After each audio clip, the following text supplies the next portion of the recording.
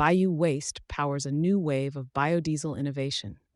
As pressure builds to decarbonize without inflating costs or straining land use, biodiesel is getting a rethink, from the ground up, or more accurately, from the water.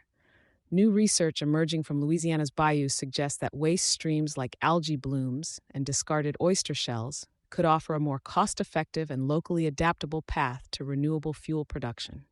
Presented at a recent American Chemical Society meeting, the work signals a shift away from traditional feedstocks and toward resource models rooted in regional availability.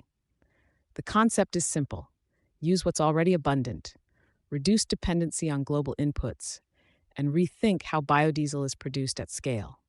A shift away from traditional feedstocks, biodiesel has long been tied to agricultural commodities such as soy and rapeseed, inputs that come with trade-offs.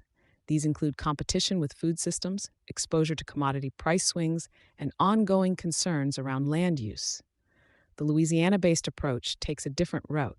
Instead of cultivated crops, it uses algae sourced from local waterways. This not only avoids agricultural constraints, but also taps into a material that is often considered an environmental nuisance.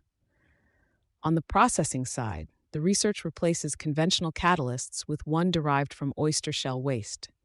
By converting calcium carbonate into calcium oxide, the team has developed a lower-cost alternative to commercial catalysts.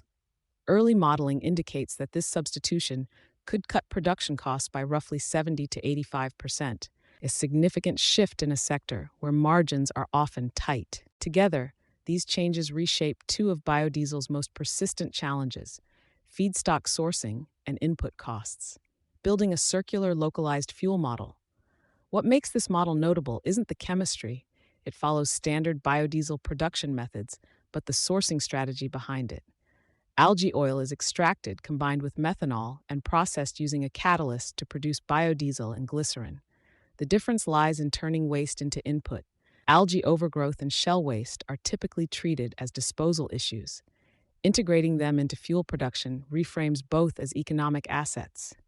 This aligns with a broader push towards circular systems, where waste streams are repurposed rather than discarded. There's also a geographic advantage. Because both algae and calcium-rich waste materials are widely available, the model isn't limited to Louisiana. It can, in theory, be adapted to different regions using locally sourced inputs, opening the door to more decentralized fuel production. Scaling questions still in play.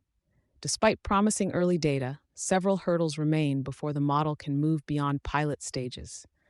Researchers are continuing to refine production variables, including catalyst efficiency and optimal processing ratios, while also assessing compliance with international fuel standards.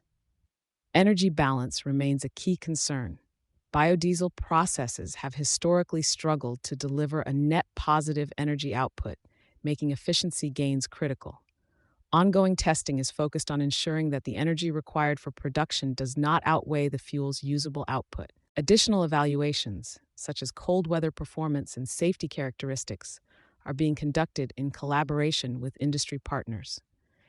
These factors will ultimately determine whether the approach can transition from lab-scale validation to commercial viability. For business leaders and policymakers, the implications are pragmatic. Lower cost inputs, reduced reliance on agricultural systems, and localized production models could make biodiesel more competitive in a crowded energy landscape. The Louisiana case suggests that future gains may come less from scaling existing systems and more from rethinking where the raw materials come from.